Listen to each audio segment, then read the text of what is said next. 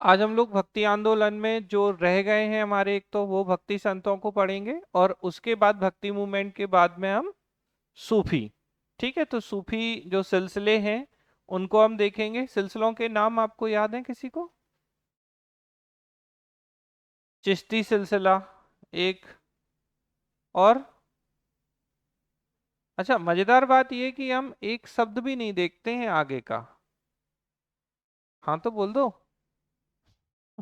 चलो, कबीरदास जी। तो देखिए, आपने पढ़ा है कि रामानंद जो थे, रामानंद के कितने शिष्य थे? 12। ठीक है, तो रामानंद जी जो थे उनके 12 शिष्यों में से एक थे कबीरदास जी। ठीक है, इनके प्रिय शिष्य थे। मध्यकालीन भक्ति आंदोलन में कबीर अत्यधिक प्रसिद्ध हुए। कबीर लोधी सुल्तान सिकंदर लोधी के समकालीन थे। तो कबीरदास जी किसके? सिकंदर लोधी के समकालीन या कंटेम्परेरी हुआ करते थे। अब जैसे हमने जब बात की वल्लभाचार्य, ठीक है, ध्यान रखिएगा, इनके बेटे विठल नाथ, और एक और कौन? चैतन्य महाप्रभु। ये तीनों लोग कृष्ण भक्ति धारा से संबंधित हैं और सगुण भक्ति के हैं। जबकि कबीरदास जी, गुरु नानक देव, ठीक है, ये कैसे हैं? निर्गुण भक्ति से संबंधित हैं। तो निर्गुण भक्ति के पहले संत थे जिन्होंने गृहस्थ धर्म का पालन किया। तो देखिए, हिंदू धर्म में 4 आश्रम होते हैं। सबसे पहले ब्रह्मचर्य, फिर गृहस्थ, फिर वानप्रस्थ और फिर संन्यास आश्रम। ये 4 आश्रम होते हैं। कौन कौन से? सबसे पहले ब्रह्मचर्य आश्रम। और मानव जीवन को बेसिकली हिंदू फिलॉसफी में हम बात करें तो 4 पार्ट में या 4 आश्रम में डिवाइड किया गया है और इन्हें 25 ईयर्स के टेन्योर में बांट दिया गया है। तो जैसे पहले 25 वर्ष तक ब्रह्मचर्य आश्रम, अगले 25 वर्ष तक यानी 50 वर्ष तक क्या? 25 से 50 गृहस्थ आश्रम, 50 से 75 यानी 50 से 75 तक वानप्रस्थ आश्रम, और 75 से 100 के बीच में संन्यास आश्रम। ठीक है, तो इन्होंने गृहस्थ धर्म का पालन किया। कबीर ने अपने दोहों द्वारा जात पात मूर्ति पूजा का विरोध किया। इनके दोहों को इनके शिष्यों द्वारा बीजक में संग्रहित किया गया। ये क्वेश्चन कई बार पूछा गया है कि कबीर के दोहे किस में संकलित हैं? तो ये बीजक में है। और बीजक के 3 भाग हैं। तो साखी, सबद, रमैनी, क्रम कोई भी रखिए, उससे कोई फर्क नहीं पड़ता, ज्यादा कनेक्ट होता है। तो साखी, सबद, रमैनी। ठीक है, तो ये पूछ लेते हैं कि बीजक का कौन सा भाग नहीं है? तो एक साखी है, एक सबद है, एक रमैनी है। ठीक है, इसको आप ध्यान रखिएगा। कबीरदास जी के काव्य पर शंकराचार्य के अद्वैतवाद, नाथपंथियों की अंतः साधनात्मक रहस्य साधना या हठ योग। तो नाथपंथी वाले जो हैं वो कैसे करते थे? अंतः साधनात्मक हठ योग। और सूफियों के एकेश्वरवाद, ठीक है, और तबस्सुफ का प्रभाव एक साथ देखा जाता है। मतलब बोलते हैं ना, तेरे प्यार में फना हो जाए। सूफी इसी विचारधारा पर है। तो अब तेरे प्यार में किसी लड़की का नहीं है इनका प्यार, या लड़के का, किसका प्यार है उनका? तो ईश्वर का जो प्रेम है उसमें बात करते हैं। इनकी भाषा सदुखड़ी या पंचमेल खिचड़ी। ये क्वेश्चन भी पूछा गया है कि सदुखड़ी क्या है। ठीक है, इथिक्स का भी इंपॉर्टेंट क्वेश्चन है ये। तो कबीरदास जी इथिक्स में भी हैं आपके। तो सदुखड़ी या पंचमेल खिचड़ी जो है इनकी भाषा है। ठीक है, ये थे आपके कबीरदास। फिर उसके बाद रविदास जी, ये भी रामानंद जी के शिष्यों में से एक थे। रविदास को ही रैदास कहा जाता है और ये मन की पवित्रता पर जोर देते हैं। अगर आपने सुना हो, इनका एक स्टेटमेंट है, मन चंगा तो कठौती में गंगा। सुना है आप लोगों ने? किसी ने सुना होगा, मूवी देखी है रविदास जी पे, रैदास पे। संत रैदास पे क्या था कि एक पंडित जी थे, तो वो प्रयाग जा रहे थे, इलाहाबाद जा रहे थे। तो उन्होंने कहा कि भाई मैं जा रहा हूँ। तो उनने कहा कि मेरे भी पैसे ले जाओ। तो पंडित जी ने कहा, कहाँ? मतलब कठौती समझते हो ना, जहाँ पे सूज वगैरह जो सिले जाते हैं उसको रखते हैं, पानी जिसमें भरते हैं और पानी लगाते जाते हैं और सिलते हैं। आपने देखा? जो बेसिकली मोची का काम जो करते हैं ना, जैसे कहीं सूज सिल रहे हैं तो उनके पास एक सुई जैसा होता है, सूजा जिसे बोलते हैं, धागा होता है, एक लकड़ी होती है जिसमें पानी भर के वो रखे रहते हैं। उसमें वो अपने सूजे को उसमें डालते जाते हैं और सिलते चले जाते हैं। ये चीज है। तो थोड़ी सी इंसल्टिंग वे में उन्होंने कहा उनसे। तो बोले ठीक है कोई बात नहीं। तो बोले मन चंगा तो कठौती में गंगा। बोले ऐसे कैसे होगा? तो बोले होगा। तो बोलो देखो आप। तो उन्होंने उसी में दिखा दिया, गंगा मैया साक्षात उसी में दिखाई दे गई। तो वो बड़े परेशान थे। जब वो वहां गए तो गंगा मैया में दर्शन करने जो पंडित जी थे, तो उन्हें उन्होंने कुछ गिफ्ट दे दी कि इन्हें दे देना जाके संत रैदास को। तो उन्होंने बेसिकली किस पे जोर दिया? मन की पवित्रता पर जोर दिया। मतलब मन में राम बगल में छुरी नहीं होनी चाहिए। सुना होगा ना ये वाला डायलॉग भी। तो मतलब किसकी बात कर रहे हैं? मन की पवित्रता की बात कर रहे हैं। मानव सेवा को जीवन में धर्म का सर्वोत्कृष्ट अभिव्यक्ति का माध्यम बताया। सिख धर्म के प्रमुख ग्रंथ गुरु ग्रंथ साहिब में रैदास के जो दोहे या भजन हैं वो संग्रहित किए गए हैं। ठीक है, किसके? संत रैदास, यही है रविदास जी। प्रसिद्ध कवयित्री मीराबाई ने कई स्थानों पर इन्हें अपना गुरु बताया है। ठीक है, तो मीराबाई जो थी इन्होंने अपना गुरु भी बताया है। आज भी इनके बहुत से अनुयायी हैं जो स्वयं को रविदासी, जैसे कबीर दास वाले जो फॉलोअर हैं वो क्या कहते हैं अपने आप को? कबीर पंथी। ऐसे रविदास वाले रविदासी कहते हैं। चित्तौड़ की रानी झाला इनकी परम शिष्या थी। किसकी थी? चित्तौड़ की रानी झाला जो थी। अब चित्तौड़ यानी राजस्थान। अब देखो मीराबाई भी कहाँ से? राजस्थान में ही। ठीक है, तो रानी झाला इनकी शिष्या हुआ करती थी। फिर दादू दयाल, निर्गुण भक्ति परंपरा में कबीर और गुरु नानक के साथ दादू दयाल का प्रमुख स्थान है। इस पे यूपीएससी ने क्वेश्चन पूछा था। दादू ने भी गृहस्थ जीवन को सहज आध्यात्मिक अनुभूति के रूप में बाधक नहीं माना। कबीरदास जी भी गृहस्थ थे, गुरु नानक देव भी गृहस्थ थे, और दादू दयाल भी गृहस्थ थे।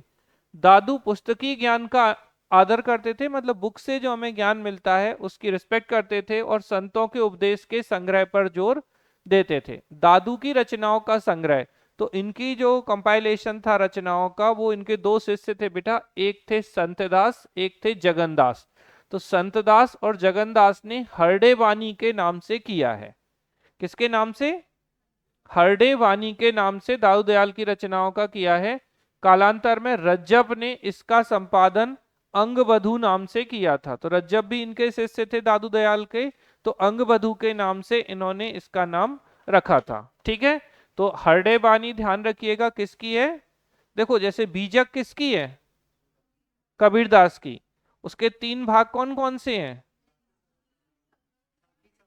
साखी, सबद, रमेनी, ये तीन है।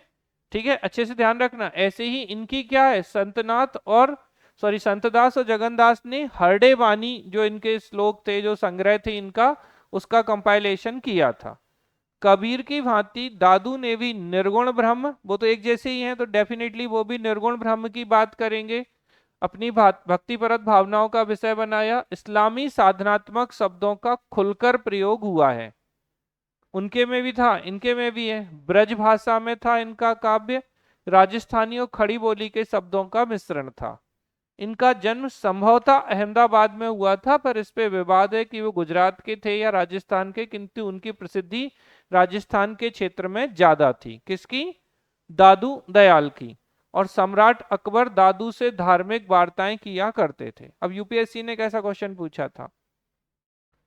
दादू दयाल बाबर के समकालीन थे, एक स्टेटमेंट। ठीक है, तो मतलब बिल्कुल सिरे से गलत दे देते हैं और फिर आपसे पूछते हैं। फिर एक तुलसीदास बाबर के समकालीन थे। ठीक है, तो आपको क्या ध्यान रखना है कि और कबीरदास बाबर के समकालीन थे। अब फिर पूछते हैं बताओ गलत कौन सा है, सही कौन सा है। समझ में आ रही इनमें से कौन से कथन सत्य हैं? तो अगर आपको एग्जैक्ट पता होगा तो ही आप आंसर कर पाओगे, नहीं तो कोई भी किसी के भी समकालीन बना रहता है, कुछ फर्क नहीं पड़ता, क्योंकि समझ ही नहीं आ रहा है कि क्या पूछा जा रहा है। तो आपको ये ध्यान रखना है कि दादू किसके समकालीन है? अकबर के दादू हैं, ऐसे समझ लो। अकबर के दादू कौन थे? बाबर थे ना। ठीक है, लेकिन ध्यान रखना दादू दादू के समकालीन नहीं है, मतलब बाबर के समकालीन। भाई अकबर के पिता कौन? हुमायूं। हुमायूं के पिता कौन?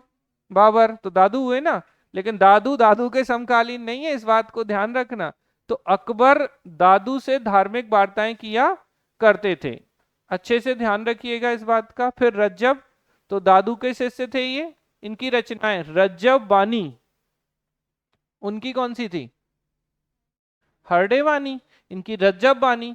ठीक है, तो साधना पद्धति और विचार निरूपण में दादू दयाल का प्रभाव व्यापक था। ठीक है, और उनके मंतव्यों को स्पष्ट करने के लिए इन्होंने उदाहरण शैली को प्रस्तुत किया था। ठीक है, रज्जब के बाद गुरु नानक देव की बात करें तो गुरु नानक देव भी कैसे होंगे? निर्गुण भक्ति वाले और गृहस्थ आश्रम को मानने वाले थे। ठीक है, तो 1469 से 1539 के बीच में इनका पूरा टेन्योर है। जन्म तलवंडी पाकिस्तान में हुआ था, ये आप लोग जानते हैं अच्छे से। ये सिकंदर लोधी के समकालीन थे। किसके कंटेम्परेरी थे? आप अच्छे से समझ सकते हैं कि 1469 से 1539, मैं कहूं बाबर के समकालीन थे तो हाँ या ना? मैं कहूं हुमायूं के समकालीन थे, हाँ या ना? हाँ भाई देखो, 1526 से 30 के बीच में बाबर आ गए इनके जीवन में। 1530 से 39 तक, अब इनकी डेथ हो जाएगी, हुमायूं की नहीं होगी, तो 30 से 39 तक हुमायूं का टेन्योर चल ही रहा है। 1540 तक चलता है, फिर 55 से 56 तक चलता है। तो बाबर हुमायूं के समकालीन। ठीक है, और उससे पहले अगर हम देखें तो सल्तनत काल में क्या हो रहा है कि आप यहाँ पे देखोगे अच्छे से कि 1469, ठीक है, यानी अभी सल्तनत काल चल रहा है, लोधी वंश, तो उनके सिकंदर लोधी। इवन आप किसके और समकालीन बता सकते हैं इन्हें? बहलोल लोधी के। पक्का? कैसे? 14, वेरी गुड, 1451 से 89 तक है तो बहलोल लोधी, उसके बाद सिकंदर लोधी, और उसके बाद इब्राहिम लोधी। तो अगर आप ऐसे बोलो ना तो इनने तो तीनों वंशज देख लिए लोधी वंश के। तो शुरुआत में बहलोल लोधी, मेन टेन्योर किसके समय? सिकंदर लोधी के समय, और उसके बाद कौन सा? इब्राहिम लोधी। ठीक है, एकेश्वरवाद या मोनोथिसिज्म को प्राथमिकता दी। कबीर की भांति नानक भी जाति पाति आडंबर मूर्ति पूजा का विरोध करते थे। और देखो एक चीज याद रखना, जो एकेश्वरवाद को मानेंगे, जो निर्गुण ब्रह्म की बात करें, अब निर्गुण है तो निश्चित रूप से क्यों चाहिए मूर्ति पूजा, क्यों चाहिए आडंबर? वो तो कहीं भी बैठ जाएंगे और बस उन्हें तो ध्यान करना है। ठीक है, समझ में आ रही ना? ठीक, तो कास्टिज्म का विरोध करेंगे, आडंबर का, मूर्ति पूजा, आइडल वर्शिप का विरोध करेंगे। हालांकि ये कर्म और पुनर्जन्म में विश्वास रखते थे। तो कर्म में ये विश्वास रखते हैं, पुनर्जन्म में विश्वास रखते हैं। हिंदू मुस्लिम एकता पर इन्होंने अत्याधिक बल दिया था। किस पे दिया था? यूनिटी ऑफ हिंदू मुस्लिम पर इन्होंने एम्फेसाइज किया। संत साहित्य में नानक उन संतों की श्रेणी में हैं जिन्होंने नारी को सम्मान दिया है। गुरु नानक ने निराकार ब्रह्म को अकाल पुरुष की संज्ञा दी और गुरु की मार्गदर्शन को अनिवार्य माना है। मुगल बादशाह अकबर की सामाजिक नीतियों से इनके उपदेशों का अत्यधिक प्रभाव था। नानक ने पंगत, संगत और सामुदायिक भोजन, लंगर की शुरुआत की थी। पंगत समझते हैं? जो लोग बुंदेलखंड को थोड़ा भी जानते होंगे तो वो आराम से पंगत जानते होंगे। पंगत क्या होती है वैसे? हाँ, जो खाना खाते हैं। ठीक है, कोई शादी में बुलाता है, बोले पंगत में जा रहे हैं। संगत क्या होती है? किसी के साथ में। ठीक है, और सामुदायिक भोजन, लंगर, तो आप जानते हैं कि सिख धर्म में लंगर का प्रचलन है। आप गुरुद्वारे जाइए, आपको कभी भी लंगर मिल जाएगा। गुरु नानक की वाणी गुरु ग्रंथ साहिब में संकलित है। तो उनके जो प्रवचन थे, उनकी जो वाणी थी, वो किसमें थी? गुरु ग्रंथ साहिब में। उसमें शब्द और श्लोक मिलते हैं। गुरु नानक की रचनाएं जपुजी, आशा दीवार, हीरास और सोहिलाएं, बस गुरु ग्रंथ साहिब पे ही आता है, तो ये तो ठीक है। गुरु नानक देव की काव्य भाषा में 3 रूप हैं: हिंदी, फारसी बहुल, पंजाबी और पंजाबी। तो हिंदी, फारसी बहुल, पंजाबी और पंजाबी, इनका यूज इन्होंने किया है। तो आपको ये ध्यान रखना है। अब देखिए सबसे इंपॉर्टेंट क्वेश्चन क्या है, जैसे आपसे पूछे लंगर, ठीक, तो इनको आपको याद रखना है। गुरु नानक देव का कभी कभार जन्म पूछ लेते हैं, तो तलवंडी पाकिस्तान में हुआ था। डायरेक्टली पूछते हैं किस सल्तनत काल में किस शासक के कंटेम्प्रेरी थे, तो सिकंदर लोधी। अगर ऑप्शन में आपके सब हैं और इनके जन्म के साथ ही चीजें हैं तो बता सकते हैं, लेकिन जो मेन इनका जब गुरुपद शुरू हुआ है तो उस टेन्योर में हम किनको देखते हैं? सिकंदर लोधी को देखते हैं। ठीक है, फिर आ गए चैतन्य महाप्रभु। बेटा नवद्वीप, नदिया जिला पश्चिम बंगाल में। ये जो नदिया या नादिया जिला है इसका कुछ और है इतिहास, क्या है? अच्छा, बक्सर का युद्ध? नहीं है ना madam. Battle of Plassey? Buxar पता है कहाँ है? बिहार में। अब कहाँ से नदिया जिला बिहार हो जाएगा? नदिया जिला कहाँ है? बंगाल में। ठीक है, तो नदिया बेसिकली देखो अच्छे से याद रखना, भागीरथी नदी थी। कौन सी नदी थी? नादिया जिला था। और 23 जून 1757 को कौन सा युद्ध हुआ है? प्लासी का युद्ध। तो वो नदिया जिला है। पश्चिम बंगाल में जन्मे चैतन्य महाप्रभु का वास्तविक नाम बेटा विश्वंभर था। क्या नाम था? विश्वंभर था इनका नाम। चैतन्य महाप्रभु ने बंगाल में आधुनिक वैष्णववाद या गौड़ीय वैष्णव धर्म की स्थापना की। सगुण उपासक और कृष्ण भक्ति शाखा से संबंधित थे। अभी मैंने आपको जब किसके बारे में, वल्लभाचार्य और बोलो इनके बेटे, हाँ, तो चैतन्य महाप्रभु ने मूर्ति पूजा का विरोध ना करते हुए, अब भाई सगुण है तो मूर्ति पूजा का विरोध करेंगे ही नहीं, राधा कृष्ण की उपासना की और भक्तिमय संकीर्तन को प्रमुखता दी थी। तो राधा कृष्ण की उपासना में इन्होंने भाग लिया, भक्तिमय संकीर्तन के लिए इन्हें जाना जाता है। बेटा चैतन्य महाप्रभु को कृष्ण का अवतार और गौरांग महाप्रभु भी कहते हैं। ये क्वेश्चन पूछे गए उत्तर प्रदेश पीएससी में। ठीक है, तो कृष्ण का अवतार या गौरांग महाप्रभु के नाम से कौन जाने जाते हैं? अच्छा, गौरांग महाप्रभु लिखा हो तो लोग पता है गलत कैसे करेंगे, बोले यार अगर महाप्रभु लिखा है तो चैतन्य महाप्रभु तो नहीं होंगे, इतना बुद्धू थोड़ा होता है एग्जामिनर। लेकिन ऐसे ही गलत हो जाता है। अब वो बुद्धू हो ना हो, लेकिन ऐसा नहीं हमेशा कि किसी नाम में कुछ लिखा है तो उसका मतलब आप ये मान लें कि नहीं ये तो हो ही नहीं सकता, ऐसा कुछ भी नहीं होता है हमेशा। ठीक है, तो आपको क्या ध्यान रखना है कि जो गौरांग महाप्रभु या कृष्ण का अवतार इन्हें कहा जाता है, इनका दर्शन क्या है? तो अचिंत्य भेदा भेदवाद, अचिंत्य भेदा भेदवाद के रूप में जाना जाता है। इनकी जीवनी संस्कृत में मुरारी गुप्त ने और बंगला में वृंदावन दास ने लिखी थी। तो इनकी बायोग्राफी किसने? संस्कृत लैंग्वेज में मुरारी गुप्त ने, और ठीक है बंगाली लैंग्वेज में किसने? वृंदावन, बंगाल वृंदावन, ठीक है, और संस्कृत में मुरारी गुप्त ने। कृष्णदास कविराज ने बंगला में चैतन्य चरितामृत की रचना की है। तो कृष्णदास कविराज ने बांग्ला भाषा में किसकी रचना की? चैतन्य चरितामृत की रचना की है। अच्छा, ये थोड़े से डिफिकल्ट क्वेश्चन है, लेकिन अगर कभी मैचिंग मैचिंग में आ जाएंगे ना तो बहुत दिक्कत होती है। तो अब जैसे पूछें कि चैतन्य महाप्रभु से संबंधित, जैसे यूपीएससी कैसे पूछेगा, एक बहुत लंबा चौड़ा सा स्टेटमेंट दे देगा और फिर पर्सनैलिटी दे देगा किसके बारे में कहा गया है। इनके ऊपर संस्कृत में मुरारी गुप्त, बंगला में ठीक है वृंदावन दास ने रचना लिखी, इनकी बंगला भाषा में चैतन्य चरितामृत है इनसे संबंधित, ठीक है, इन्हें कृष्ण का अवतार कहा जाता है, फिर नाम दे देते हैं चार इस तरीके से। हालांकि अगर आप ढंग से पढ़े हो तो बता बहुत आसानी से सकते हो, लेकिन अगर थोड़ा भी डाउट हुआ तो ऑप्शन बड़े पास पास के होते हैं, तो उस ऑप्शन में आप पेपर का प्रेशर बेसिकली गलत कराता है क्वेश्चंस को। तो आपको थोड़ा सा अच्छे से फिक्स करना है कि कृष्ण का अवतार या गौरांग महाप्रभु कौन है? चैतन्य महाप्रभु हैं। ठीक है, बंगाल से संबंधित है, नदिया जिले में इनका जन्म हुआ था, कृष्ण भक्ति धारा से हैं, सगुण है, मूर्ति पूजा के विरोधी नहीं है। ठीक है, राधा कृष्ण की पूजा की बात करेंगे, इनको आपको ध्यान रखना है, और इनका दर्शन अचिंत्य भेदा भेदवाद कहलाता है। मीराबाई तो मेड़ता के जो राजा थे बेटा, इनकी पुत्री थी, और मेवाड़ के राणा सांगा के बड़े पुत्र भोजराज की पत्नी थी। अच्छा ध्यान रखना, भोजराज से राजा भोज नहीं कर देना, नहीं तो राज पीछे का आगे लगा दो और फिर उत्तर ही बदल दो। तो मीराबाई जो थी कौन? मेड़ता के राजा की पुत्री, और मेवाड़ राणा सांगा का नाम सुना होगा आप लोगों ने। राणा सांगा कहाँ है वैसे, कहाँ सुना आप लोगों ने नाम? कौन सा युद्ध हुआ है राणा सांगा से? खानवा का युद्ध। किनके बीच? बाबर और राणा सांगा के बीच खानवा का युद्ध कब हुआ?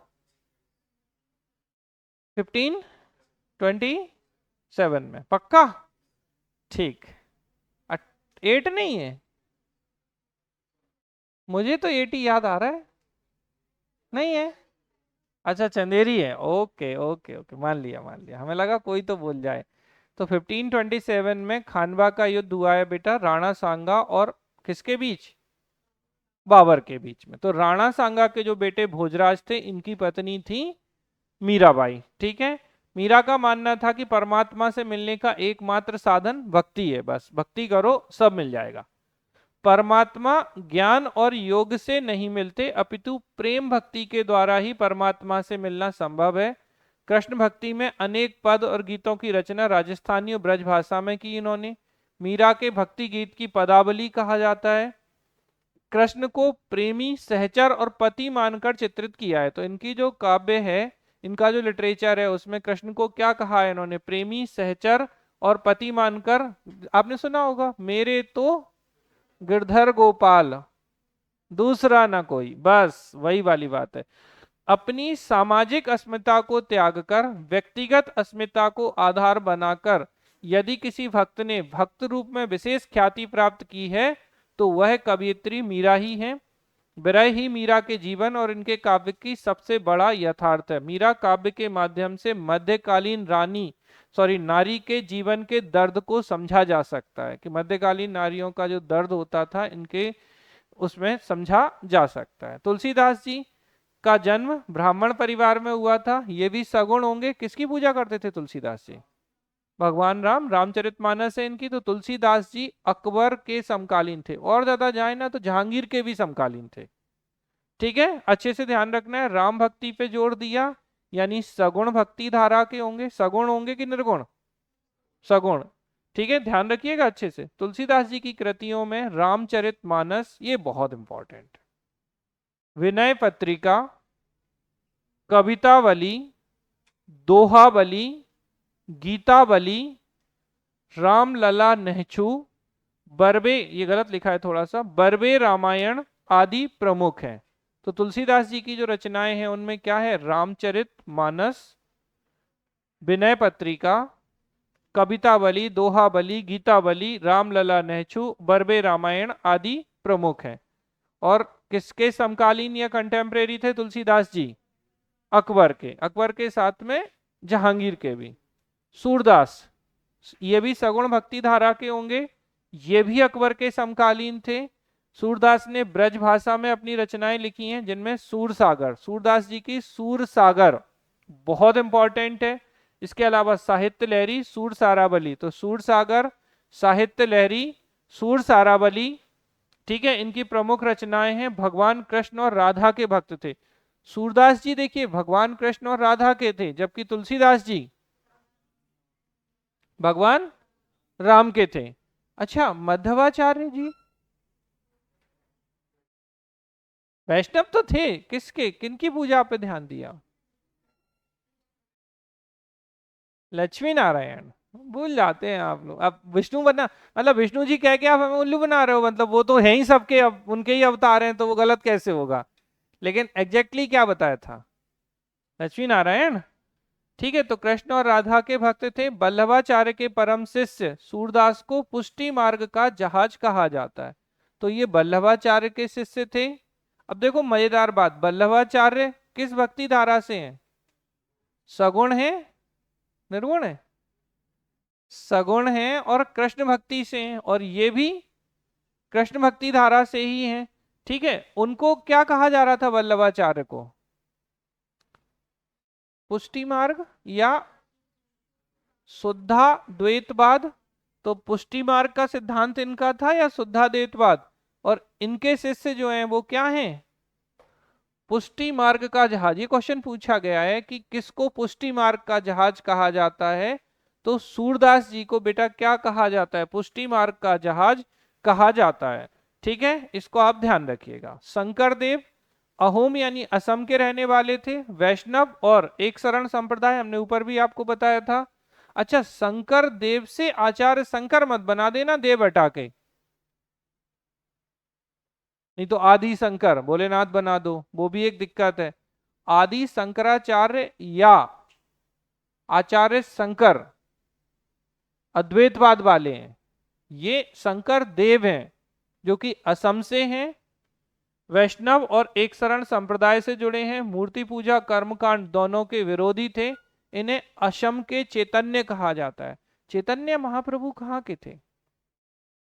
वेस्ट बंगाल के थे। ठीक है, तो बंगाल में नदिया जिले के थे और असम के बंगाल कौन है?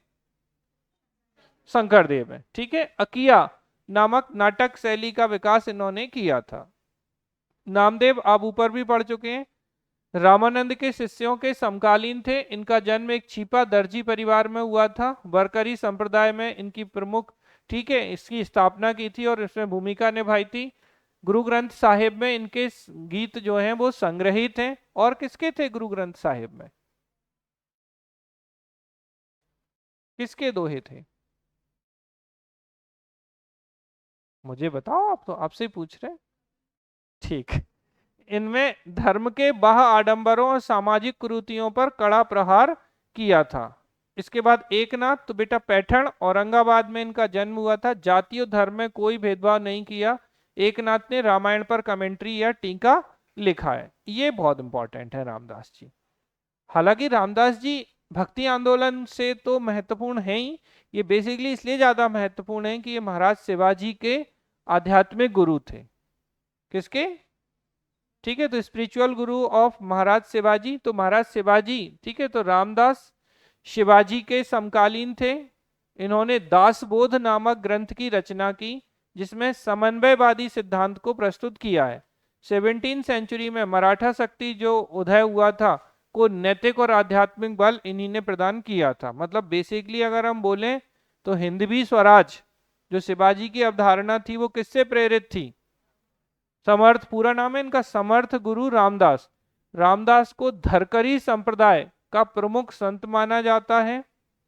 गुरु ग्रंथ साहिब में संकलित है। ठीक है, ये यहाँ रह गया, ये नीचे आना था। तुकाराम अंगले हैं। ठीक है, तो इनकी जो स्तुतियां हैं ये भी किसमें है? रामदास जी की गुरु ग्रंथ साहिब में संकलित है। तुकाराम जन्म से शुद्ध थे। ठीक है, शुद्ध थे मतलब ये शिवाजी के समकालीन है। तुकाराम की शिक्षाएं अभंग के रूप में हैं। तुकाराम हिंदू मुस्लिम एकता पे बल देते हैं और ये वारकरी संप्रदाय से हैं। आपने कल भी पढ़ा था तुकाराम के बारे में, अगर आपको याद हो तो ये वारकरी से हैं। देखो अच्छे से ध्यान रखना, वारकरी वाले कौन? तुकाराम। धरकरी वाले कौन?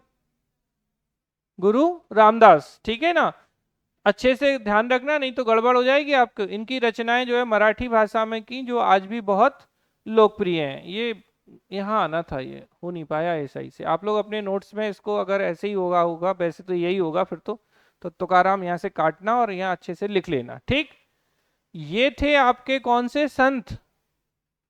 भक्ति आंदोलन से संबंधित संत। तो आपको देखिए गुरु नानक देव पे कई बार क्वेश्चन पूछा गया है और वैसे भी अगर आप देखेंगे तो सिख धर्म के संस्थापक होने के नाते गुरु नानक देव आपके लिए महत्वपूर्ण हो ही जाते हैं। ठीक है, कबीरदास की साखी सबद रमैनी यानी किसमें है? ये तीनों बीजक में है। ये एक इंपॉर्टेंट क्वेश्चन है। सबसे ज्यादा जो क्वेश्चंस आते हैं जो गलत करते हैं बच्चे वो आते हैं अद्वैतवाद के जनक आदि शंकराचार्य। ठीक है, द्वैतवाद के जनक मध्वाचार्य, द्वैताद्वैतवाद के जनक निम्बकाचार्य, विशिष्टाद्वैतवाद के जनक कौन है? रामानुजाचार्य। ठीक है, और अच्छा राम भद्राचार्य मत कर देना, नहीं तो सीधे आप चित्रकूट सतना पहुंच जाएंगे। ठीक है, और कौन है? एक और वल्लभाचार्य। तो वल्लभाचार्य का शुद्धाद्वैतवाद या पुष्टि मार्ग। ज्यादातर टाइम में इनमें क्यों आगे पीछे हो जाते हैं, क्वेश्चन गलत होने की पॉसिबिलिटी ज्यादा होती है तो यहां से क्वेश्चंस आते हैं। इनको आप बिल्कुल गड़बड़ मत कीजिएगा। ठीक है, अब जैसे हम चूंकि देखें तो 12 ज्योतिर्लिंग हैं, ये तो सबको पता है। मध्य प्रदेश में 2 ज्योतिर्लिंग हैं, कौन कौन से? एक महाकालेश्वर और एक ओंकारेश्वर। चलो गुरु नानक जी पे अब नहीं करेंगे बात, पर्याप्त बात कर चुके हैं। ठीक है, अब हम बात करते हैं सूफी आंदोलनों पे। ठीक, तो अब सूफी आंदोलनों की बात करें तो बेटा भारत में सूफी आंदोलन 12th 13th सेंचुरी में आया था। सूफी विचार इस्लाम की रहस्यवादी परंपरा इस्लाम के अंदर उदारवादी विचार। तो बेसिकली इस्लाम में भी लिबरल थॉट है इनके। कैसे थॉट है? उदारवादी विचार हैं। पीर और मुरीद, पीर मतलब गुरुजी, टीचर, और मुरीद मतलब उनका छात्र या ठीक है, इनका शिष्य। तो सूफी परंपरा में बेटा दो वर्गों में विभाजित करते हैं, बासरा और बेसरा। ये थोड़ा सा ध्यान रखना। तो बासरा वाले कौन है? बासरा वो हैं जो इस्लामिक नियमों और परंपराओं को मानते हैं। तो इस्लाम के जो रूल्स रेगुलेशन है, नियम और परंपराएं हैं, वो बासरा वाले हैं। और बेसरा, ठीक है, इस्लामिक नियमों और परंपराओं को ना मानने वाले। तो इस्लामिक रूल्स रेगुलेशन को जो नहीं मानते हैं वो बेसरा हैं। ठीक है, अच्छे से ध्यान रखना। अब हम बात करें तो ये जो बेसरा है ना बेटा, इसी में सिलसिले हैं चिश्ती और सोहरावर्दी। तो चिश्ती सिलसिला ये बहुत इंपॉर्टेंट है। ऐसे तो सारे सिलसिले जो हैं, अब सूफी संत जो हैं इनसे संबंधित कुछ शब्दावली है, पहले वो समझ लीजिए, फिर हम सिलसिलों पर आएंगे।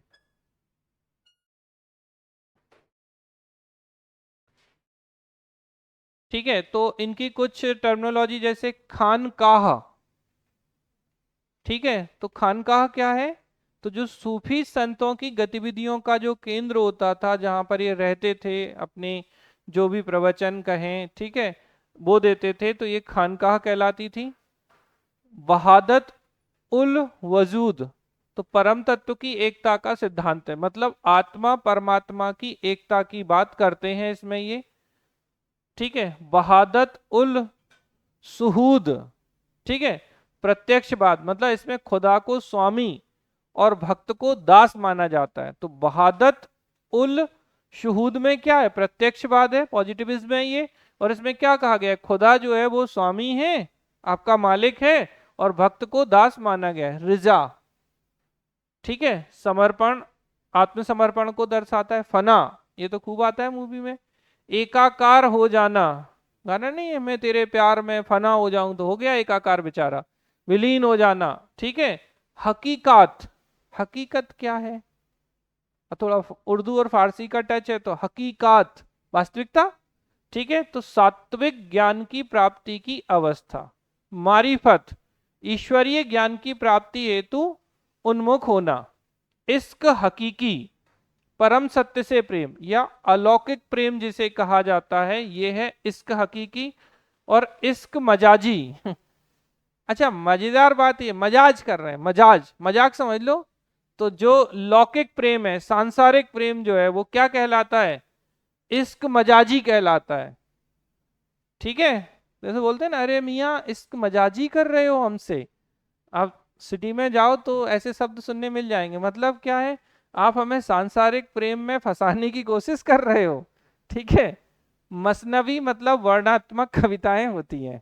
ठीक है, बहुत ज्यादा टफ तो नहीं है, बस एक ही पूछा गया है अभी तक, अच्छी बात है। खानकाह तो सूफी संतों की जो गतिविधियों का केंद्र होता था, सेंटर होता था एक्टिविटीज का, वो खानकाह कहलाता है। चलो अब आ जाते हैं हम सिलसिले पे। तो देखिए, सबसे पहले थोड़ा सा मैं आप लोगों से पूछना चाहूंगा कुछ बातें, बताएंगे आप लोग?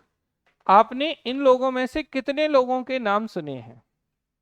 ख्वाजा मोइनुद्दीन चिश्ती, क्या बताया था हमने कल? ठीक है, अजमेर शरीफ की जो दरगाह है वो ख्वाजा मोइनुद्दीन चिश्ती की है। ठीक है, एक बात याद रखेंगे, किसकी है ये? ख्वाजा मोइनुद्दीन चिश्ती की दरगाह कौन सी? अजमेर शरीफ।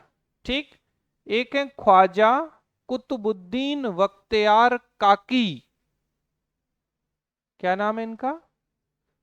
ख्वाजा हटाओ, कुतुबुद्दीन बख्तियार काकी का नाम तो सुना होगा। कुतुबुद्दीन बख्तियार काकी के नाम पर ही कुतुब मीनार का निर्माण किया है। ऐसे याद रख लो, काकी की याद में काका ने कुतुब मीनार बना डाली। तो काकी कौन? कुतुबुद्दीन बख्तियार काकी। मैं बिल्कुल ऐसे नहीं ले रहा हूं, मैं सिर्फ याद करने के लिए आपको बता रहा हूं। तो कुतुबुद्दीन ऐबक ने कुतुबुद्दीन बख्तियार काकी की याद में, तो कुतुबुद्दीन ऐबक जो थे उन्होंने कुतुबुद्दीन बख्तियार काकी की याद में कुतुब मीनार का निर्माण कराया था। ठीक है, ध्यान रखिएगा। इसको पूर्ण जो कराया था वो किसने कराया था? इल्तुतमिश ने। फिर बाबा फरीद, इनका नाम सुना है आप लोगों ने? अच्छा सुना है, बढ़िया। निजामुद्दीन औलिया, इनका नाम तो सुना होगा भाई। दिल्ली का निजामुद्दीन रेलवे स्टेशन, अच्छा आपने नहीं सुना ना? हाँ मुझे लगा आपके, आपका फेस देख के कि हाँ आप बोल रही हो सुना होगा, नहीं सुना सर। तो निजामुद्दीन रेलवे स्टेशन जो दिल्ली में है वो निजामुद्दीन औलिया के ही नाम पर रखा गया है। ये वही संत हैं बेटा जिन्होंने कहा था दिल्ली दूरस्थ। ठीक है, तो ये एक स्टेटमेंट है इनका निजामुद्दीन औलिया का कि दिल्ली अभी दूर है, तो दिल्ली इज फॉर अवे। मतलब क्या था कि जब इनसे टैक्स वसूलने की बात की गई थी तो उन्हें क्या कहा था सुल्तान से? हुनूज दिल्ली दूरस्थ। हुनूज मतलब हुजूर, दिल्ली अभी दूर है। तो जब इनसे टैक्स मांगा था, अब इतने महान संत से आप टैक्स मांगोगे तो ऐसा माना जाता था कि इन्हीं के श्राप से वो मर गए थे। बता सकते हो कौन से शासक के बारे में? ग्यासुद्दीन तुगलक। तो ग्यासुद्दीन तुगलक जो थे बेटा, इन्होंने जब ये कह रहे थे कि हम दक्षिण भारत का दौरा करने जा रहे हैं निजामुद्दीन औलिया से, और हम जब लौट के आए तो या तो दिल्ली में दिख मत जाना या हमें टैक्स दे देना। ठीक है, तो इनने बड़े प्यार से क्या कहा था? हुनूज दिल्ली दूरस्थ। तो हुजूर दिल्ली अभी दूर है। और जब ये अभियान करके लौट रहे थे दक्षिण का, तो रास्ते में ही इनके, और जीत के आए थे ऐसा नहीं, तो इनके लिए एक बढ़िया सा दरवाजा बनाया गया और उस दरवाजे के पास हाथी इनके सम्मान में खड़े हुए थे। तो ऐसा लगा कि हाथियों ने परेड जो की उससे वो दरवाजा हिल गया, गिर गया, और उसी के गिरने से इनकी डेथ हो गई थी। अच्छा, दूसरे तरीके के इतिहासकार ये भी कहते हैं कि किसने, ग्यासुद्दीन तुगलक की डेथ हुई थी।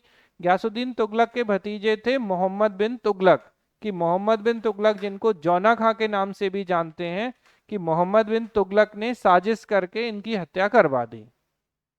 बट ऐसा थोड़ा लगता नहीं है क्योंकि वो ऐसा व्यक्ति था नहीं, मोहम्मद बिन तुगलक पगला था थोड़ा। दिल्ली सल्तनत का सबसे पढ़ा लिखा सुल्तान था। ठीक है, निजामुद्दीन औलिया। अमीर खुसरो, ठीक है, अमीर खुसरो महान व्यक्तित्व हैं। ठीक है, दिल्ली में निजामुद्दीन औलिया की दरगाह के जस्ट बगल में, ठीक है, तो शेख अमीर खुसरो की दरगाह भी बनी हुई है। और यही अमीर खुसरो हैं जो चित्तौड़ अभियान के दौरान रानी पद्मावती के अगेंस्ट किसने किया था? अलाउद्दीन खिलजी ने। तो अलाउद्दीन खिलजी के चित्तौड़ अभियान के दौरान भी ये इनके साथ थे। इन्हें क्या बोला जाता है? तूती ए हिंद, ठीक है, या तोता ए हिंद। हिंद का तोता कहा जाता है, खड़ी बोली के जनक हैं ये।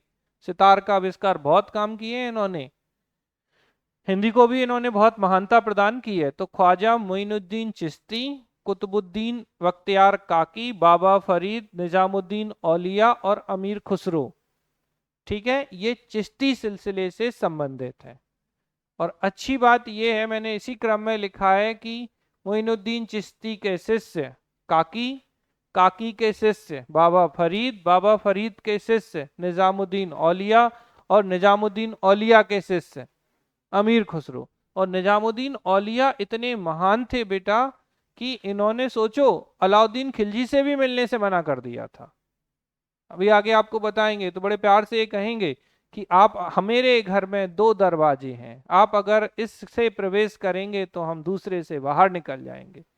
अच्छा, एक चीज और याद रखना कि चिश्ती सिलसिले के जो सूफी संत हैं ये महान व्यक्तित्व हैं, ठीक है, और इनकी विचारधारा, और इन्होंने बहुत अच्छे काम किए हैं। ठीक, और सोहरावर्दी वाले एकदम अपोजिट है। उस पर अपन अभी बात करेंगे इनके बीच में। तो पहले तो नाम क्लियर है, तो ख्वाजा मोइनुद्दीन चिश्ती, कुतुबुद्दीन बख्तियार काकी, बाबा फरीद, निजामुद्दीन औलिया और अमीर खुसरो, ये तो गुरु शिष्य वाली स्थिति है। ठीक, अब आते हैं चिश्ती सिलसिले पे। तो बेटा चिश्ती सिलसिला, चिश्त अफगानिस्तान में इसकी स्थापना की गई थी। तो चिश्त कहाँ है? अफगानिस्तान में है, इसकी स्थापना की गई थी। अबू इसहाक समी चिश्ती, तो अबू इसहाक समी चिश्ती ने चिश्ती सिलसिले की स्थापना की थी। कहां पर? चिश्ती कहाँ है बेटा? तो चिश्त अफगानिस्तान में है, और ख्वाजा अबू अहमद अब्दाल भी इससे संबंधित थे। बात करते हैं ख्वाजा मोइनुद्दीन चिश्ती। तो अगर आपसे पूछे भारत में चिश्ती सिलसिले को लाने का श्रेय किसको दिया जाता है, तो दिया जाता है मोइनुद्दीन चिश्ती को। ठीक है, ध्यान रखना, भारत में कौन लाया चिश्ती सिलसिला, या भारत में चिश्ती ऑर्डर भी कह सकते हैं आप, इसे सिलसिला भी कह सकते हैं। तो चिश्ती ऑर्डर के फाउंडर के रूप में भारत में कौन है? ख्वाजा मोइनुद्दीन चिश्ती हैं। ठीक है, मोहम्मद गौरी की सेना के साथ ये भारत आए थे, अजमेर में निवास करते हैं। भारत में सर्वप्रथम सूफी प्रचारक थे ये। 1236 में इनकी डेथ हो गई थी। 1236 में रजिया सुल्तान की राज्याभिषेक हुआ है और 1236 में इनकी डेथ हुई है। इनके गुरु मोइनुद्दीन चिश्ती के ख्वाजा उस्मान चिश्ती हारूनी, और इनके शिष्य अब कौन होंगे? कुतुबुद्दीन बख्तियार काकी। ठीक है, इसके बाद बाबा फरीद की बात करें, चिश्ती सिलसिले को भारत में लोकप्रिय बनाया किसने? बाबा फरीद ने। बलबन के दामाद थे ये, मतलब समझ रहे हो किसके दामाद हैं? बलबन के। इनकी रचनाएं गुरु ग्रंथ साहिब में संकलित हैं। बाबा फरीद की रचनाएं भी किसमें हैं? गुरु ग्रंथ साहिब में संकलित हैं। निजामुद्दीन औलिया, पहले तो ये बताओ बाबा फरीद के शिष्य होंगे कि गुरु होंगे निजामुद्दीन औलिया? बाबा फरीद के शिष्य हैं, ध्यान रखना। तो आध्यात्मिक गुरु बाबा फरीद। डेथ होती है 1325 में। दरगाह दिल्ली में है निजामुद्दीन औलिया की। 7 से अधिक सुल्तानों का पूछा जाता है, दिल्ली सल्तनत के 7 से अधिक सुल्तानों के समकालीन कौन थे? तो कंटेम्परेरी कौन थे? निजामुद्दीन औलिया थे। इनके अन्य नाम भी बेटा पूछे गए हैं। तो महबूब ए इलाही कहा जाता था इन्हें। ठीक है, सुल्तान उल औलिया भी इन्हें कहा जाता था, संतों के राजा हैं। और अलाउद्दीन खिलजी से मिलने से इन्होंने इनकार कर दिया था। जैसे आपसे क्वेश्चन पूछा गया था, निजामुद्दीन, प्रीवियस ईयर क्वेश्चन पे मैं बात कर रहा हूं, निजामुद्दीन औलिया दिल्ली के कुछ सुल्तान के समकालीन थे, तो उन ऑप्शंस में जो आंसर था वो था अलाउद्दीन खिलजी। जबकि ऐसा नहीं, 7 सुल्तानों के समकालीन ये रहे हैं, बट उनमें और ऑप्शन कोई सही था नहीं। फिर शेख सलीम चिश्ती। तो चिश्ती शाखा के अंतिम सूफी संतों में एक शेख उल हिंद की उपाधि, आपको पता हो तो अकबर की पत्नी को इन्होंने ही आशीर्वाद में एक सेब या एप्पल दिया था, जिसको खाने के बाद जहांगीर का जन्म हुआ था। इसीलिए अकबर उन्हें प्यार से शेखू बाबा, और जहांगीर का वास्तविक नाम सलीम, तो सलीम जो है वो शेख सलीम चिश्ती के ही नाम पर रखा गया था। बता सकते हैं शेख सलीम चिश्ती की दरगाह कहाँ स्थित होगी?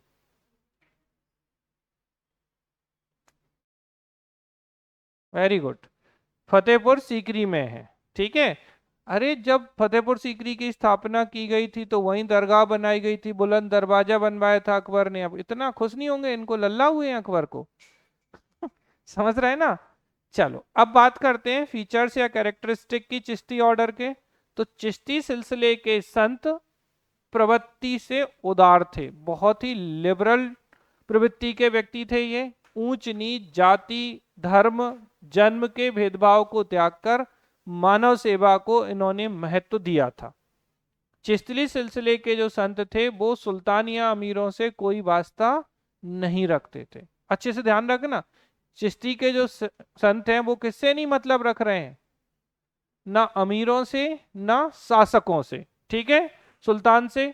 एक बार अलाउद्दीन खिलजी ने निजामुद्दीन औलिया से मिलने की इच्छा जाहिर की थी, लेकिन औलिया ने कहा था मेरे घर में भी दरवाजे हैं, यदि बादशाह एक से अंदर आता है तो मैं दूसरे से बाहर चला जाऊंगा, बात खत्म, नहीं मिलना तुमसे।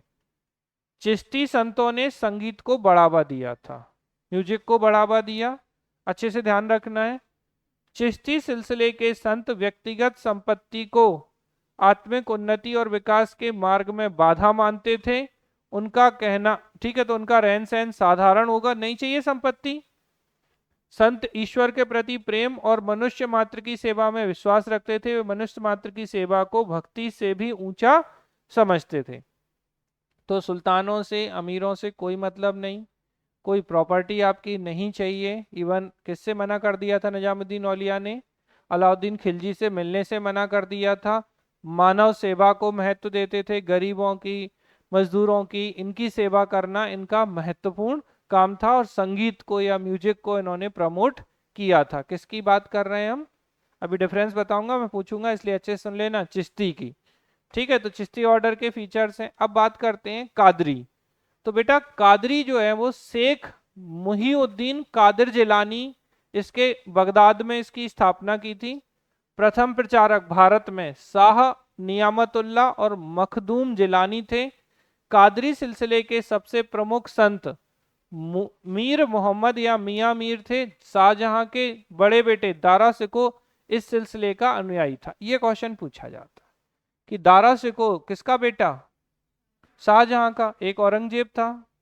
ठीक है, तो दारा शिकोह जो थे ना बेटा, ये कादरी सिलसिले को मानते थे। औरंगजेब नहीं मानता है कादरी को, ध्यान रखना।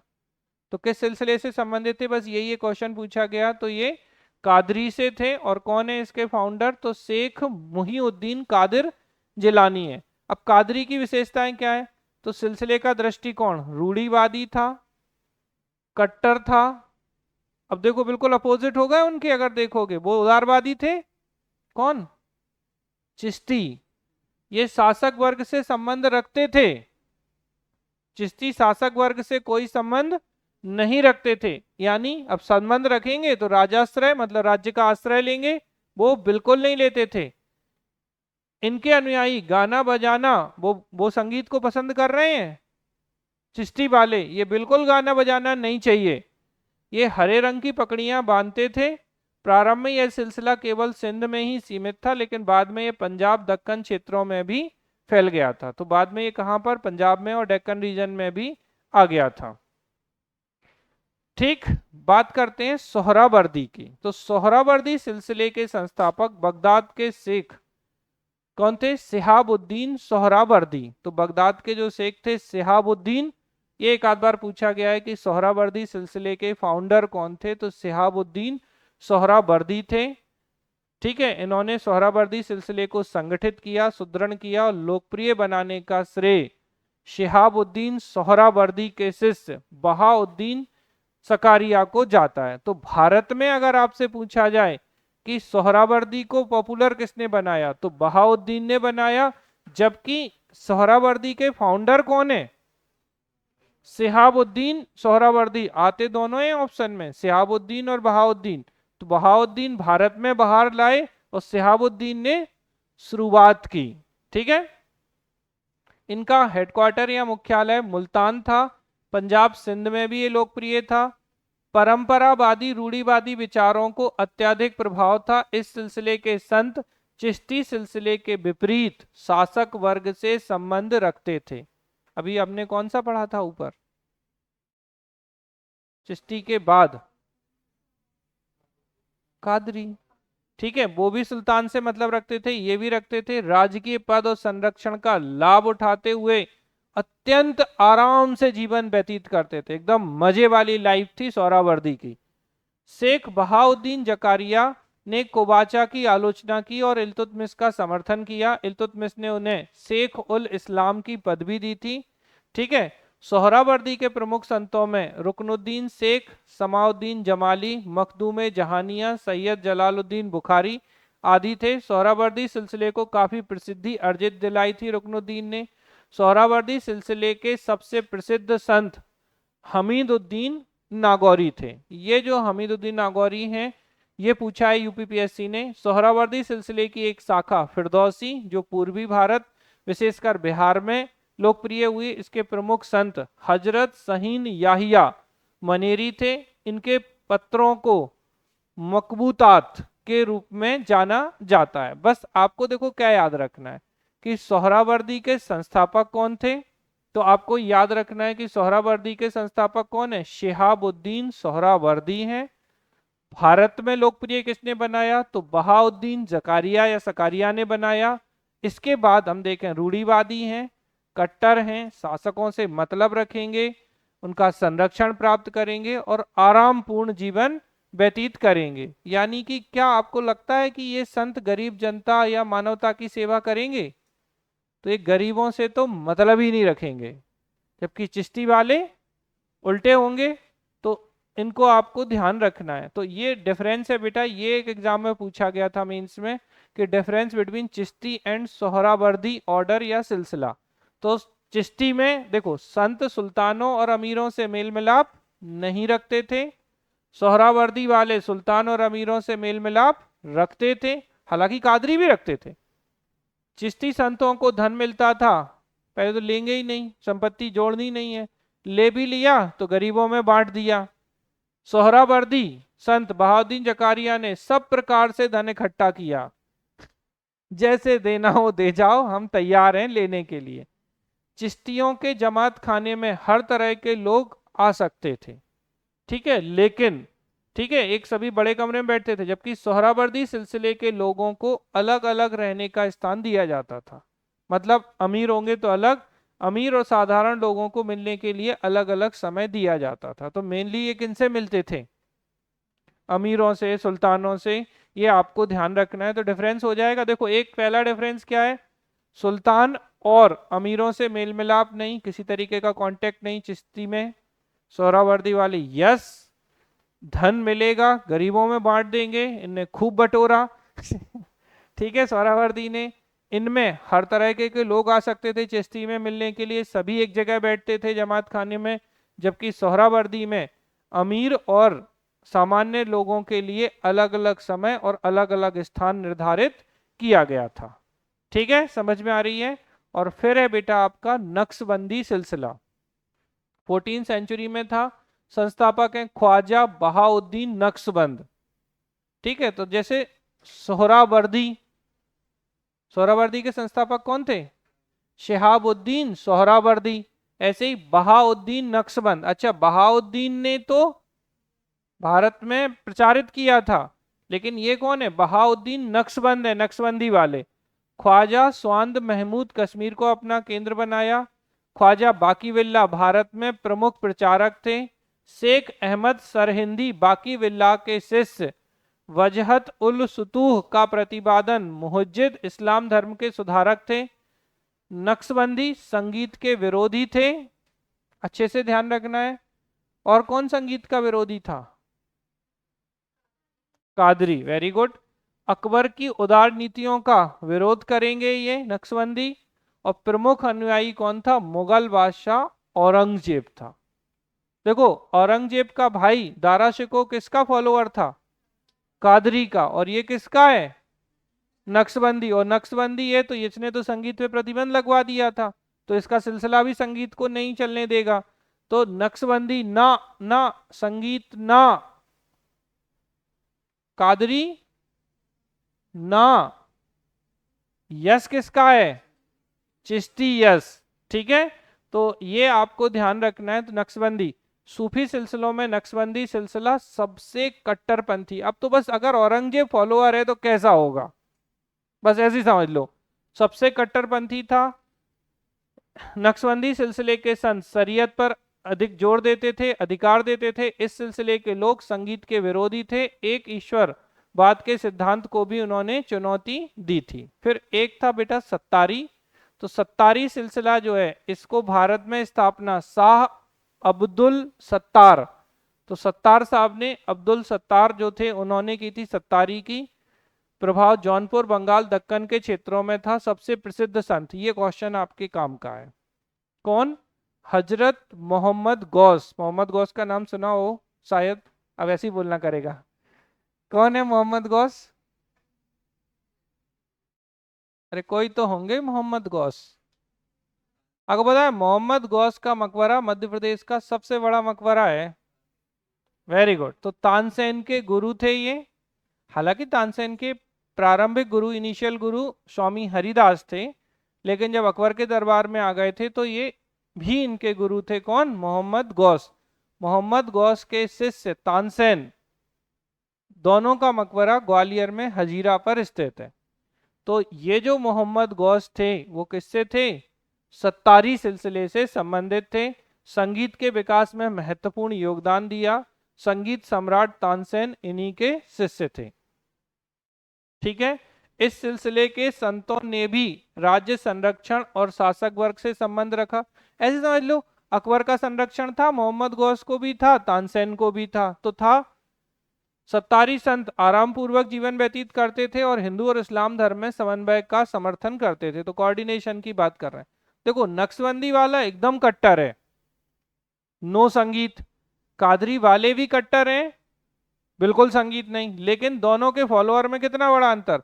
कादरी के फॉलोअर दारा शिको और नक्शबंदी के संगीत ना, दोनों में संगीत ना है, कादरी और नक्शबंदी में। लेकिन इसका औरंगजेब है नक्शबंदी का। सत्तारी के कौन, मोहम्मद गौस। ठीक है, ध्यान रखना है अच्छे से। तो ये थे आपके सिलसिले। इनमें आपको जो सबसे इंपॉर्टेंट चीज है, सबसे पहले भारत में कौन सा सिलसिला, चिश्ती सिलसिला को शुरू करने का श्रेय किसको दिया जाता है बेटा, ख्वाजा मोइनुद्दीन चिश्ती को दिया जाता है। इनके शिष्य थे बख्तियार काकी, इनके शिष्य थे बाबा फरीद, उनके शिष्य थे निजामुद्दीन औलिया, और निजामुद्दीन औलिया के शिष्य थे अमीर खुसरो। बाबा फरीद जो है वो किसके दामाद थे, बलबन के। और इनकी रचनाएं भी किस में दी गई हैं, गुरु ग्रंथ साहिब में दी गई हैं।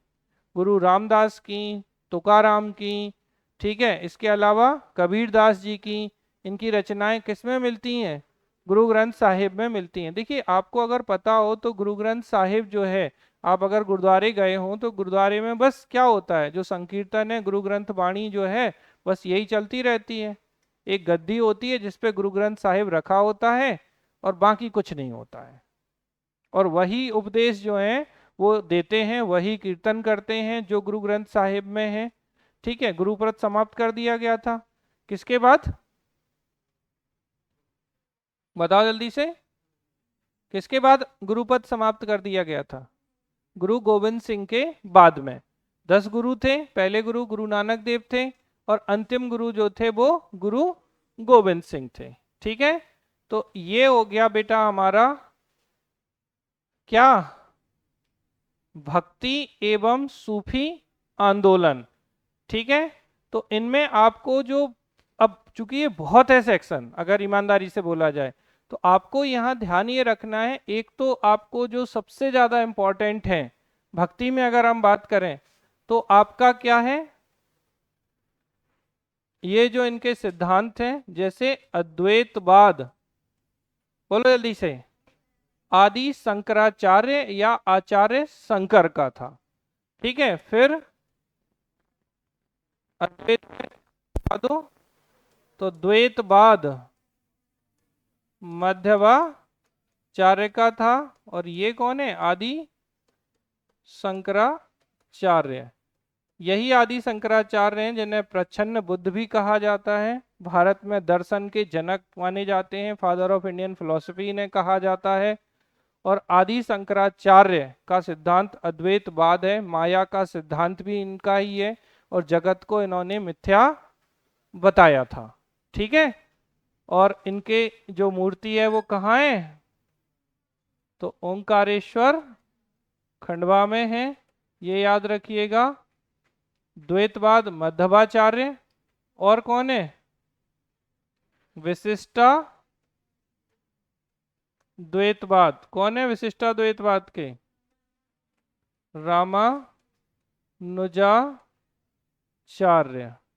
तो रामानुजाचार्य जो थे, इनका सिद्धांत था विशिष्टाद्वैतवाद, और इन्होंने अद्वैतवाद के विरोध में प्रतिक्रिया स्वरूप क्या दिया था, विशिष्टाद्वैतवाद दिया था। इसको आपको ध्यान रखना है।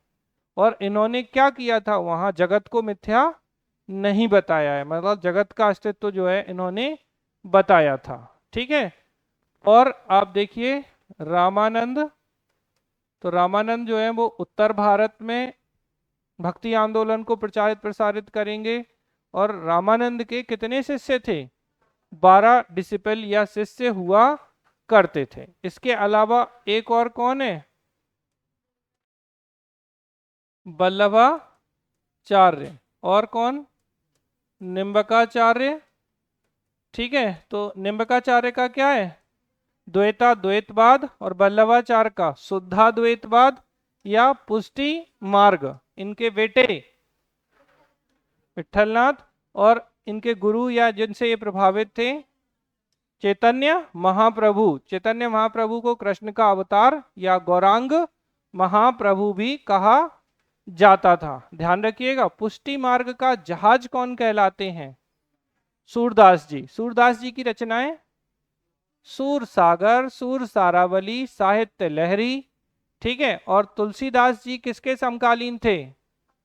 सूरदास जी भी अकबर के समकालीन थे और दादू भी अकबर के समकालीन थे। ठीक है, तुलसीदास जी की रचनाएं विनय पत्रिका, रामचरितमानस,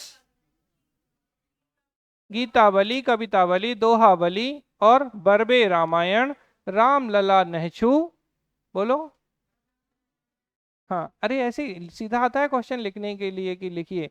कबीरदास की बीजक कितने भाग?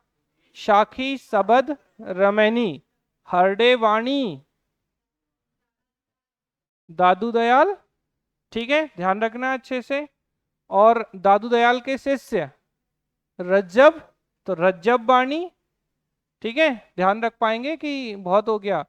समर्थ गुरु रामदास, शिवाजी के आध्यात्मिक गुरु कौन से संप्रदाय? धरकरी।